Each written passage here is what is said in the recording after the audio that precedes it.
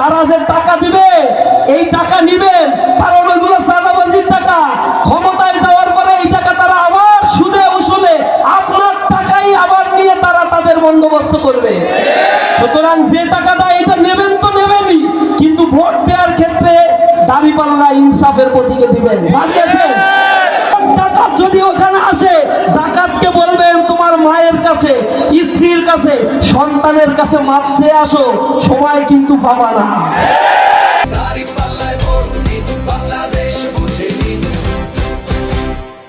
প্রতারণা অনেক করেছো, অনেক রক্ত ঝরেছে, আমরা রাজপথে নেমে জীবন দিয়েছি।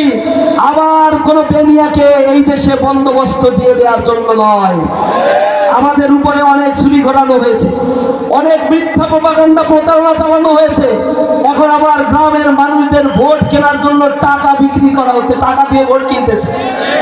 টাকা দিয়ে আপনারা ভোট বিক্রি করবেন? কোরআন শরীফের উপরে হাত দিয়ে যদি কেউ বলে তুমি চুরি করো, চুরি কি হালাল হয়ে যায়?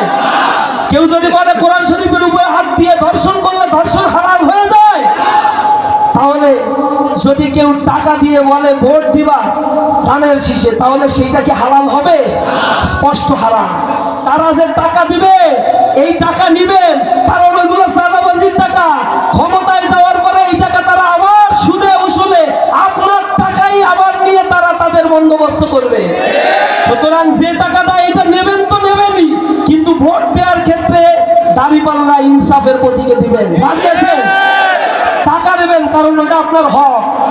এই যে বাংলাদেশে সোশ্যাল সেফটি নেট প্রোগ্রামের মাধ্যমে প্রতি বছর বাজেটে 1,20,000 কোটি টাকা বাজেট দেওয়া হয় জনগণের, কৃষকের কাছে টাকা পৌঁছানোর জন্য, মজুরের কাছে টাকা পৌঁছানোর জন্য, বেকারের কাছে টাকা পৌঁছানোর জন্য, বিধবাদের ভাতা দেওয়ার জন্য, অরফানেজ ট্রাস্ট চালানোর জন্য।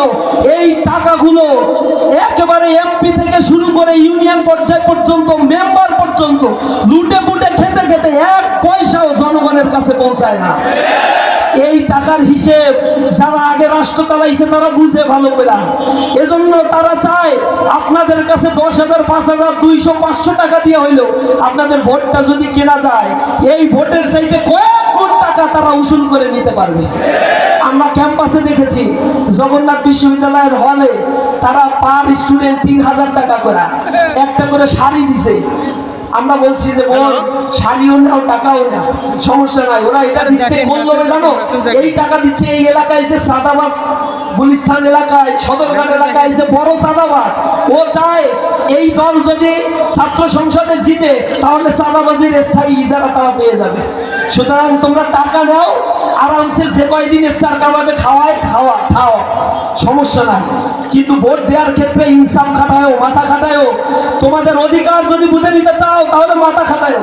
তারা সব টাকা নিচে খাইছে, কিন্তু ভোট দেওয়ার ক্ষেত্রে এক সেটিয়া শিবিরকে দিয়েছে। পরে ওই দল বলতেছে যে বেইমানি করলো আমাদের সাথে। আমরা বলছি ক্যাম্পাসে যেভাবে তারা তোমাদেরকে লাল কার্ড দেখাইছে, জাতীয় ইলেকশনেও দেখবা নীরব কোন বিপ্লব সংগঠিত হয়ে যাবে। জনগণ সব বুঝে, হিসাব এখন পাল্টে যাচ্ছে, বাতাস এখন ভিন্ন দিকে বইছে, মাথা তাদের খারাপ। যখন আমাদের সাথে পেরে ওঠে না তখন তারা হামলা করা শুরু করেছে আমাদের বোনেদের গায়ে, আমাদের বোনেদের উপরে লাথি মারছে, আমাদের বোনেদের কাপড় খুলে দিতে চাচ্ছে। আমরা বলছি আমাদের বোনেদের গায়ে যদি ফুলের টোকা দাও, ইসলামী ছাত্র শিবিরের 1 ফোঁটা রক্ত থাকতেও তা প্রতিহত করবে ইনশাআল্লাহ। তোমরা কাপুরুষের দল, আমরা বীরের জাতি, আমরা লক্ষণ সেনার বংশধর নই, আমরা লক্ষণ সেনার বংশধর নই, আমরা শহীদ তিতুমিরের উত্তরসূরি। আবু সাইদ যেভাবে রক্ত দিয়েছে, ওসমান হাদি যেভাবে রক্ত দিয়েছে, বাংলাদেশের সার্বভৌমত্ব রক্ষার জন্য ইসলামী ছাত্র শিবির সেভাবে রক্ত দিয়ে প্রস্তুত আছে। আগামী 12ই ফেব্রুয়ারি আপনাদের ভোটাধিকার বুঝে নেওয়ার জন্য সকাল সকাল খানা পিনা সব করে শুকনা খাবার হাতে নিয়ে ভোট কেন্দ্রে আর্লি চলে যাবেন। সকালে ভোট দেবেন, সারাদিন পাহারা দেবেন, সন্ধ্যায় ভোট গুনে এরপরে এলাকা ছাড়বেন। ভোট আসার আগে মাপ চেয়ে আসো, সময় পাবে না। এখন অবশ্যই সময় বদলে গিয়েছে। সকলকে আমরা বলতে চাই, 17 বছর ফ্যাসিবাদ আমাদের উপরে নির্যাতন করেছে, আর কোনো ফ্যাসিবাদী কাঠামো আমরা দেখতে চাই না।